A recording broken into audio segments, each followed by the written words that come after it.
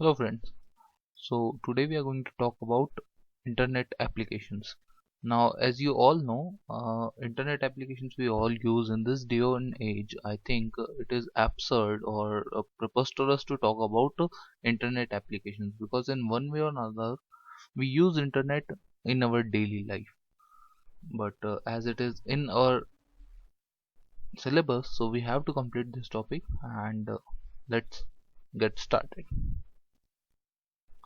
So first and foremost is SMS. SMS is also known as short message services. इसको हम short message services भी बोलते हैं. And ये वो सर्विस है जो कि हम लोग छोटे छोटे टेक्स्ट मैसेजेस को, एक लिमिट होती है उनकी नियरली 180 वर्ड्स के आसपास की कैरेक्टर्स की, तो हम उतने उसमें ही उस मैसेज को हम एक मोबाइल से दूसरे मोबाइल पे पहुंचाते हैं. इस ये जो सर्विस होती है इसको बोला जाता है short message service. In yesteryears आजकल तो एसएमएस रेयरली यूज होते हैं, but in yesteryears we use to use SMS a lot. Okay, the next is voice mail. Voice mails is the transfer of recorded messages. Same thing, short message services में हम as a text भेजते थे, अगर हमने उसी को as a voice, हमारी voice को रिकॉर्ड करके एक छोटा हमने मैसेज भेजा है, तो that is known as voice mail services.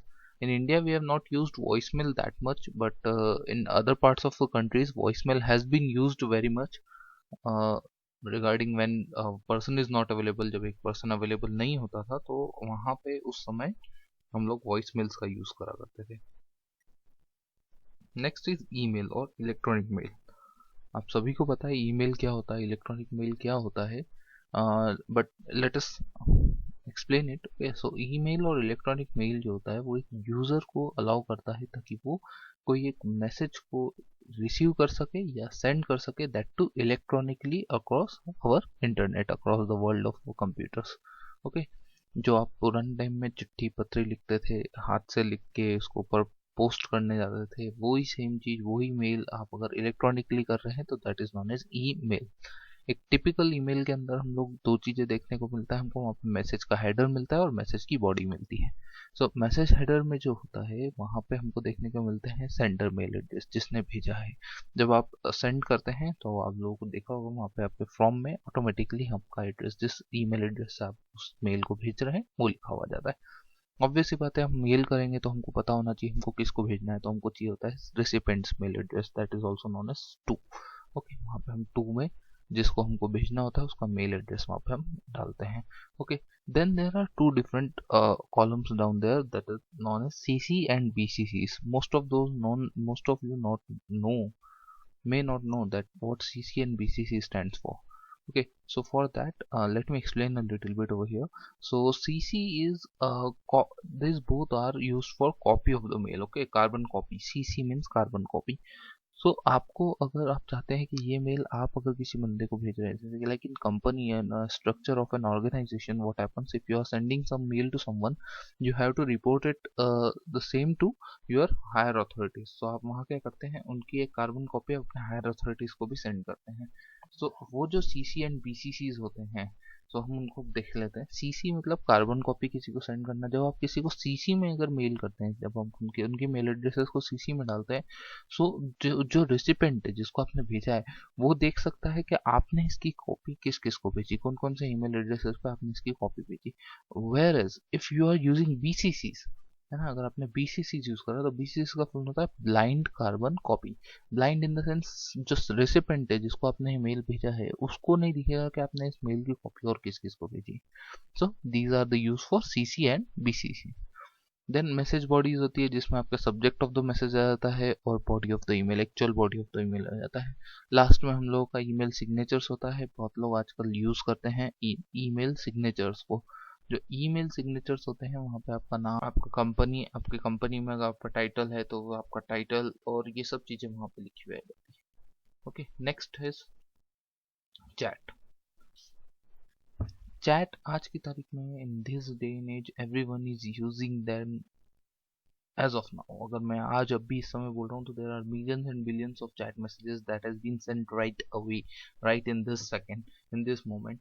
So online textual talk जो होती है, जिसमें हम लोग लिख के मैसेज करते हैं किसी को in real time, that to in real time in the sense just I have sent it and you have received it in real time. अगर कोई ऑनलाइन टेक्सचुअल टॉक्स हो रही है तो उनको बोला जाता है चैट। हम लोग के पास में बहुत सारे मैसेंजर एप्लीकेशन है, चैट एप्लीकेशन है जिनको हम यूज़ करते हैं, जैसे व्हाट्सएप है, टेलीग्राम है, मैसेंजर है, फेसबुक मैसेंजर है। और तो इसी प्रकार की इन जो भी एप्लीकेशंस होती है उन सबको चैटिंग एप्लीकेशंस भी बोल सकते हैं या फिर मैसेजिंग एप्लीकेशंस भी बोल सकते हैं। और ऑनलाइन टेक्सचुअल टॉक जो होता है उसको बोला जाता है chatting. Okay, this word arised many years ago, जब Yahoo chats and chat boxes and ये सब नई नई आई थी। Okay, next is video conferencing. What do you mean by video conferencing? So, two-way video phone conversation among two or multiple participants is called video conferencing. दो वे में video conferencing, अगर दो लोगों के बीच में अगर video telephonic conference, video phone के through conversation हो रही है, जहाँ पे आप एक दूसरे को देख भी सकते हैं और एक दूसरे के साथ बात भी कर सकते हैं, तो हम उसको बोलेंगे वीडियो कॉन्फ्रेंसिंग। आजकल हम लोगों को देखने में आता है कि काफ़ी सारी मैसेंजर एप्लीकेशंस ऐसी हैं जो हम लोग को एक लिमिटेड वीडियो कॉन्फ्रेंसिंग कैपेबिलिटीज देती है। लिमिटेड इसलिए बोल रहा हूँ कि वहाँ पे number of users are limited आप लोग के पास में, और आप उसके साथ में जो जो if you can use it more, आप लोग उसके साथ में चीज़ें बहुत कम, आप लोग आपके पास कैपेबिलिटीज जो होती है वो थोड़ी कम हो जाती है। कुछ एग्जांपल्स लेते हैं, जैसे गूगल डुओ है, व्हाट्सएप में भी आप वीडियो कॉल कर सकते हैं। स्काइप आप लोगों का the first and foremost I think जो बहुत पुराना यूज़ करते हुए आ रहे हैं लोग वीडियो कॉन्फ्रेंसिंग के लिए, that is Skype. Okay, and for अगर हम चाहते हैं कि बल्क में हम लोग बहुत सारे लोगों के साथ में करें हैं तो हम वहाँ पे जूम देखने को मिलता है, सिस्को वेबएक्स देखने को मिलता है, जो कि वीडियो मीटिंग्स यूज़ करने के लिए यूज़ होता है, जहाँ पे हम अपनी स्क्रीन शेयर कर सकते हैं और भी काफ़ी बहुत सारी चीज़ें जो एडवांस फीचर्स हैं वो हम लोग को वहाँ देखने को मिलते हैं। Okay, and the next for us, wireless or mobile communications. Everyone has a mobile in their hands now, so mobile communication, wireless communication जो है ये बहुत टेक्नोलॉजिकल एडवांसमेंट में बहुत बड़ा एक हम लोगों के पार्ट प्रोवाइड करता है ना। It has been a great deal of technological advancement in the field of wireless and mobile communication in past years. और ये जो डिफरेंट टेक्नोलॉजी से ये जो डिफरेंट जनरेशन्स आई है हमारे सामने, ये बहुत सारे लेवल्स पे वेरी करती है। जैसे इन लोगों की ट्रांसमिशन स्पीड अलग अलग है, बैंडविड्थ अलग अलग है, सर्विसेज जो ये प्रोवाइड करते हैं वो अलग अलग है। सो लेट्स सी, जो फर्स्ट जनरेशन आया था वायरलेस टेक्नोलॉजी का, वायरलेस सेल्यूलर टेक्नोलॉजी का, वो एनालॉग हुआ करता था। ओके, उसके बाद में जितने भी जनरेशन आई हैं वो सब डिजिटल हैं, but only the first generation used to be analog.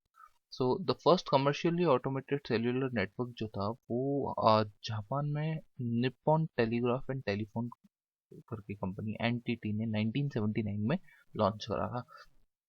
So initially ये जापान में टोक्यो में उनके उसके मेट्रोपॉलिटन एरिया में लॉन्च किया गया था, और फिर देखते ही देखते विद इन 5 years और सो ये जो नेटवर्क था it has been expanded over the whole Japan population. And in 1981 NMT ने इसको डेनमार्क में, फिनलैंड में और भी जगह पे धीरे धीरे इसने अपनी रीच बढ़ाना चालू करी, but due to its limitation as it was analog, उसके बाद वाला जो प्रोडक्ट था वो उसने ज़्यादा वर्ल्ड वाइड कैप्चर अपने आप को करा है, जिसको हमने बोला गया 2G और second generation. So let's say second generation में आए थे हमारे सामने GSM, जो कि बोला गया था the global system for mobile communication. Okay, and it was developed by the European telecommunication standards institute, ये इसको ETSI ने डेवलप करा था। और इसमें हम लोगों को प्रोटोकॉल्स मिले थे कि हम लोगों को किस प्रकार से जो डिजिटल सेल्युलर नेटवर्क है हमारे, जिसको हमने बोला गया सेकंड जनरेशन, उसको हम उसके अंदर क्या क्या प्रोटोकॉल्स हम लोगों को फॉलो करने हैं, उसके अंदर क्या क्या प्रोटोकॉल्स जो है इस कम्युनिकेशन के लिए फॉलो होंगे, वो सब हमको यहाँ देखने को मिले थे।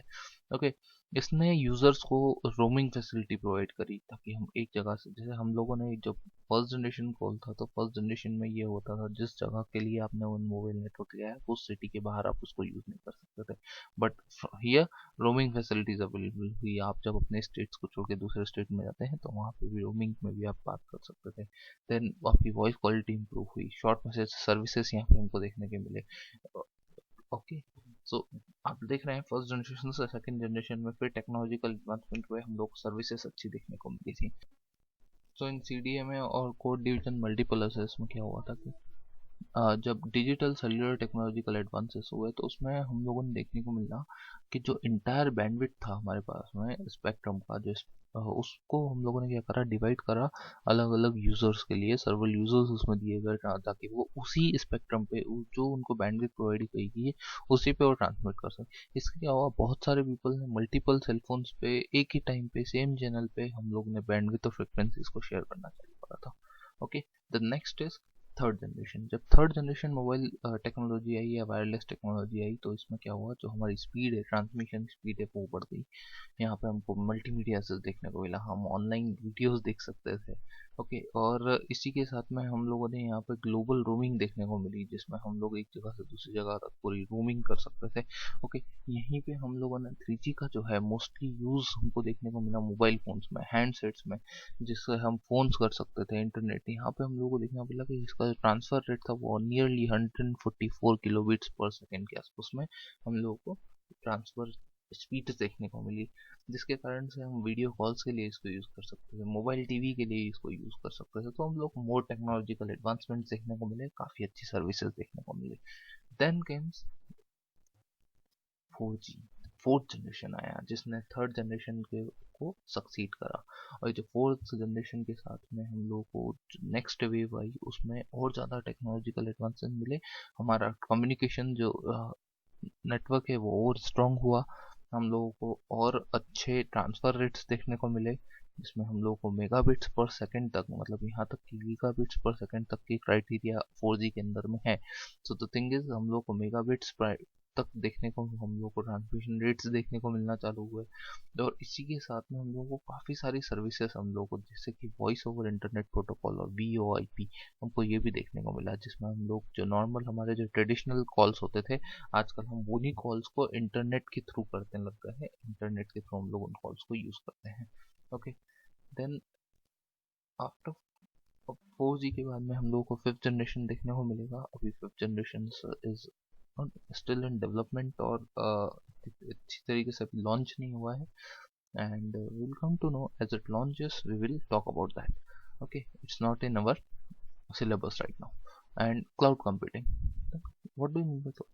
अब जैसे जैसे एडवांसमेंट्स हुए नेटवर्क में, हमारी नेटवर्क टेक्नोलॉजी जैसे जैसे बढ़ने लगी, हमारे पास में स्पीड अच्छी आने लगी, जिसमें हम नेटवर्क पे जो हमारा डाटा ट्रांसमिशन का रेट था वो बढ़ गया। तो उसके कारण से जो प्रैक्टिस चालू हुई कि हम लोग नेटवर्क पे हमारे रिमोट सर्वर्स पे दूसरी जगह पे क्लाउड्स में हम इंटरनेट पे हमारी चीज़ों को स्टोर करने लगे। वहाँ पे हम हमारी चीज़ें, हमारे डॉक्यूमेंट्स हो गए, हमारे पिक्चर्स हो गए, वीडियोस हो गए, हम उनको मैनेज करने लगे, हम डाटा को हम क्लाउड्स पे ही प्रोसेस करने लगे, इंटरनेट पे ही प्रोसेस करने लगे। या हम हमारे पर्सनल कंप्यूटर्स या लोकल सर्वर्स की जगह पे इन सब चीज़ों को अब हम इंटरनेट पे रखने लग गए थे। सो यही हमारी चीज़ होती है, इसी को बोला जाता है cloud computing. Okay, like Google photos, अगर आप लोग गूगल फोटोज का यूज़ करते हो या ऐसी किसी और टेक्नोलॉजी का यूज़ करते हैं जो कि क्लाउड स्टोरेज आपको देता है, सो वहाँ पे हमको देखने को ड्राइव, अगर गूगल ड्राइव, तो इस प्रकार के आपको बहुत सारे अलग अलग देखने को मिलते हैं। माइक्रोसॉफ्ट में है आपका डिफरेंट बहुत सारे क्लाउड कंप्यूटिंग टेक्नोलॉजीज है जहाँ पे आपको क्लाउड स्टोरेज देखने को मिलता है। सो आप अपनी फाइल्स को instead of keeping it safe in your hard disk, you what you do, you upload it to the cloud storage. आप वहाँ पे स्टोरेज को पे अपलोड कर देते हैं उसको, वहाँ पे सेफ रहता है। So in case something happens with the physical data on your computer or on your mobile phone, in case your mobile phone just the, the data in your mobile phone gets corrupted or something, your data is safe and secure on some other location, onto some other server, okay, on a remote server. That's it for today, guys. Thank you very much, and don't forget to like, share, and subscribe. Thank you. That's it.